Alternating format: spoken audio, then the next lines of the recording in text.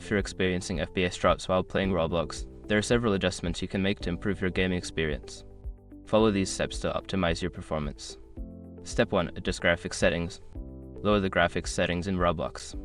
Go to the in-game settings menu and reduce the graphics quality slider. This will decrease the visual fidelity, but can significantly improve performance. Step 2. Close background applications. Ensure that other applications running in the background are closed. Programs like web browsers, music players, or any other software can consume system resources, leading to FPS drops. Step 3. Update your graphics drivers. Check for updates to your graphics drivers. Visit the manufacturer's website like NVIDIA or AMD to download and install the latest drivers, which can enhance performance and stability in games. Step 4. Optimize your computer's performance. Adjust your computer's power settings to prioritize performance.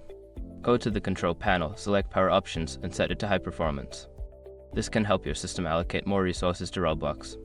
Step 5. Clear cache and temporary files.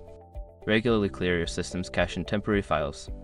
Use disk cleanup tools to remove unnecessary files that may be slowing down your computer, allowing Roblox to run more smoothly. By following these steps, you should see an improvement in your Roblox gameplay experience. Enjoy your time in the game.